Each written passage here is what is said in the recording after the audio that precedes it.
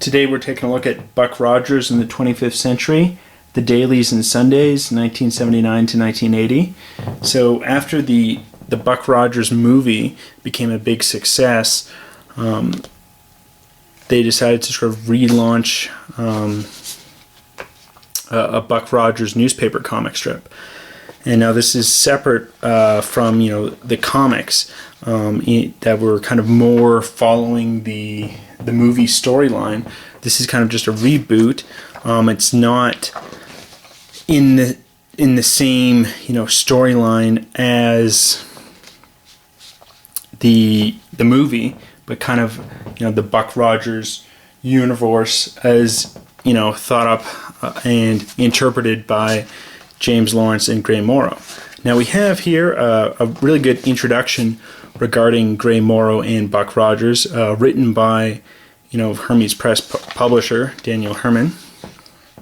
Now oftentimes there'll be other people involved with the introduction and the background material, and they don't have that here. And additionally, they don't really have anything on James Lawrence, who is, the writer. Gray Morrow has done some excellent artwork, but, great artwork with bad stories leads to bad comics. And you really need, great writing and great artwork to make a great comic. And so it's kind of unfortunate that there's not some background info on James Lawrence here. As we can see here, this is how it starts off. We've got the Sundays and the dailies. Sundays are in color, and it's the same continuity as the dailies. So, some people like that. Some people prefer, the Sundays being a different continuity, a different story.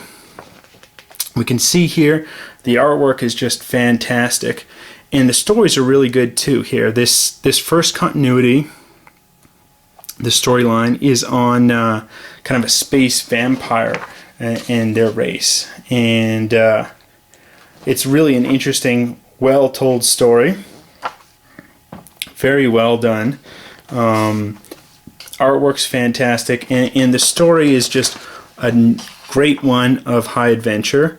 And then we move on here to the second story, and it's the Mutant Zone. Ran from November to January.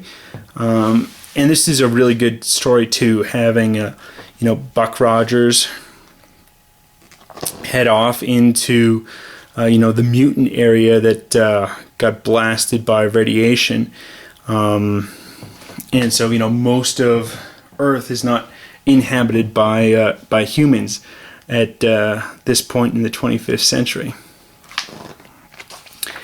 and it just has Rogers and Wilma Deering investigating, and there's kind of a doctor out there who's helping these mutants, and it's kind of suspicious, and the storyline unfolds. I don't really want to give away the conclusions for these stories, just because they are really well written, and I think James Lawrence deserves some more kudos, because though Gray Morrow's artwork is fantastic, it's the stories that carry it on, and just very well done stories. Just interesting, complex characters. These are not stock one-dimensional villains. They have depth to them. Even the traditional, the Killer Kane. And here, this is a story. This third continuity, I find it's really interesting. And I would have loved to have some background info on this, because this is really, it's ripped directly from, history. This is the Perdicaris affair retold in science fiction. Now, the Perdicaris affair was when, some Americans were kidnapped by the Razuli in North Africa, causing Theodore Roosevelt to use his big stick policy.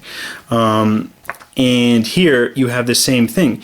You have sort of space piracy. You have Captain Perdicaris captured by this group, the Vostrarians, who are led by the Razuli, who has sort of taken de facto power in his country and replaced the true leader.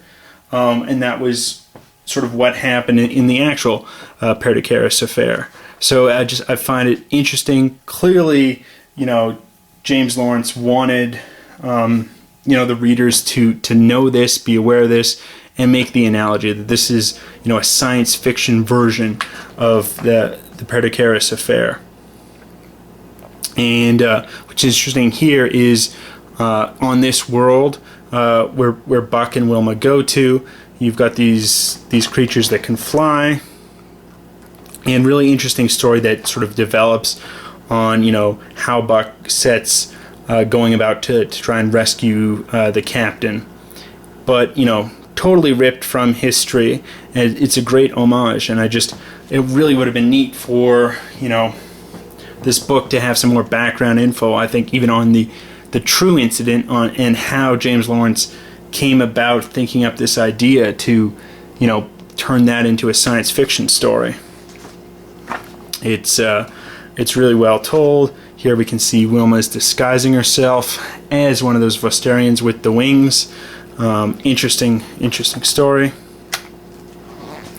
We then have this faceless kid, and it's kind of a Texas type, Western. The planet that Buck goes to is called Texar, and it's clearly supposed to be kind of a Western in outer space, and it's a solid story as well. And we sort of reunited with some old friends, Killer Kane and Ardella. And then there is the final story, the Solar Peril. That runs from June to August, and I found this was the weakest story in the set, in this collection. It doesn't have a very satisfying conclusion to the story. It's set up kind of interestingly, and then the conclusion's, I think, too rapid and really just not that interesting. So I think it was a good attempt at a story, but it didn't quite succeed. There were 5 stories here in this continuity of this release. We have the table of contents. You can see 5 stories. This runs over 200 pages, and the first 4 are really excellent. My personal favorite, I think, is the Vosterian Crisis, which is really the Perdicaris affair.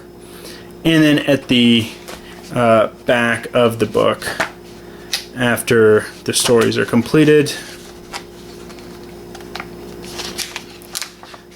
you've got just some of the interesting original artwork. Even some of the Sundays non-colorized, and that's it.